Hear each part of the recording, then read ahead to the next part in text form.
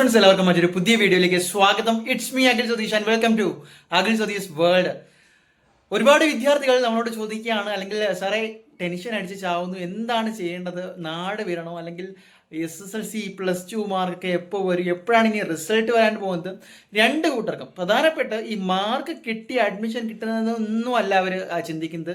ഇപ്പോഴേ നിങ്ങളുടെ മുന്നിലേക്ക് വന്നു തുടങ്ങിയ ക്വസ്റ്റ്യൻസ്, മോനെ എന്ന് റിസൾട്ട് വരും, എത്ര മാർക്ക് കിട്ടും. പക്ഷേ ഇതിനൊക്കെ കൃത്യമായിട്ടുള്ള ഉത്തരം നിങ്ങൾക്ക് തന്നെ ഒരുപക്ഷെ ഇപ്പോഴേ അറിയായിരിക്കും. കാരണം പരീക്ഷാ ഹാളിൽ നിന്ന് പരീക്ഷ എഴുതി ചോദിക്കുന്ന നാട്ടുകാരോ, പ്രതീക്ഷിച്ചിരിക്കുന്ന വീട്ടുകാരോ, അല്ലെങ്കിൽ നിങ്ങളെ അപ്ഡേറ്റ് ചെയ്യുന്ന ടീച്ചേഴ്സോ ഒന്നുമല്ല, നിങ്ങൾ തന്നെയാണ്. എത്രയൊക്കെ പഠിച്ചാലും ആ പരീക്ഷാ ടൈമിൽ എന്തൊക്കെയാണ് അതിനകത്ത് കാട്ടിക്കൂട്ടിയത്, എങ്ങനെ എഴുതി, എന്തെഴുതി എന്നൊക്കെ അറിയുന്നത്, എത്ര ക്വസ്റ്റ്യൻസ് വിട്ടു, കൃത്യവും വ്യക്തവുമായിട്ട് നിങ്ങൾക്ക് തന്നെ ഇപ്പോഴും ഐഡിയ ഉണ്ട് എന്താണ് വരാൻ പോകുന്നത്. പക്ഷേ പലർക്കും ഈ ചില വിഷയങ്ങൾ, ഇപ്പോൾ +2 എടുത്തു കഴിഞ്ഞാൽ കെമിസ്ട്രി ഒക്കെ എത്തി ടഫായത് കൊണ്ട് തന്നെ എത്രമാത്രം ലിബറലായിട്ട് നോക്കും, അതിൽ ഉദ്ദേശിച്ച മാർക്ക് കിട്ടുമോ, അങ്ങനെയുള്ള ടെൻഷൻസ് പല വിദ്യാർത്ഥികൾക്കുണ്ട്. അപ്പോൾ ഈ ഒരു വീഡിയോയുമായിട്ട് നിങ്ങളുടെ മുന്നിൽ വരാനുള്ള പ്രധാനപ്പെട്ട കാരണം SSLC +2 റിസൾട്ടുമായി ബന്ധപ്പെട്ട് പല ഡേറ്റുകളും, പ്രത്യേകിച്ച് ഇംപ്രൂവ്മെൻ്റ് ഉൾപ്പെടെ പല ഡേറ്റുകളും പല ചാനൽ വഴിയും അല്ലാതെയും ഒക്കെ പല ഗ്രൂപ്പുകൾ വഴിയും ഒക്കെ പ്രചരിക്കുന്നുണ്ട്.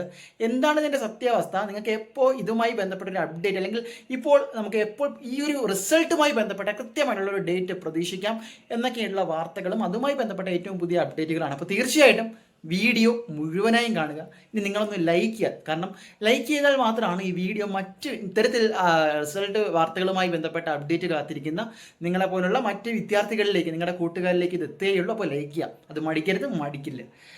കാര്യത്തിലേക്ക് കിടക്കാം. ഇതിനു മുമ്പ് വരെ നമ്മൾ ഗൂഗിളിൽ സെർച്ച് ചെയ്യുമ്പോൾ തന്നെ പല റിസൾട്ട് ഡേറ്റുകളും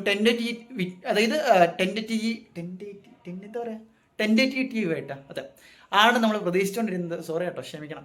അപ്പോൾ ഇപ്പോൾ കൃത്യമായിട്ടുള്ളൊരു ഡേറ്റ് വെബ്സൈറ്റുകൾ അപ്ഡേറ്റ് ചെയ്യുകയാണ്. നിങ്ങൾക്ക് തന്നെ ഗൂഗിളിൽ തുറന്ന് കഴിഞ്ഞ് ആ ഒരു ഡേറ്റ്, അതായത് SSLC, പ്രത്യേകിച്ച് SSLC റിസൾട്ട് ഡേറ്റ് എന്ന് 2025 എന്ന് പറഞ്ഞ് വന്ന് അടിച്ചാൽ ഇത് ഒഫീഷ്യലായിട്ടല്ല, പക്ഷേ ഗൂഗിൾ അപ്ഡേറ്റ് ചെയ്യുന്നതനുസരിച്ച് May 8 by May 8 we can expect the result of SSLC 2025 എന്ന് പറയുന്ന ഒരു കാര്യത്തിലേക്കാണ് ആ ഒരു സെർച്ച് റിസൾട്ട് വരുന്നത്.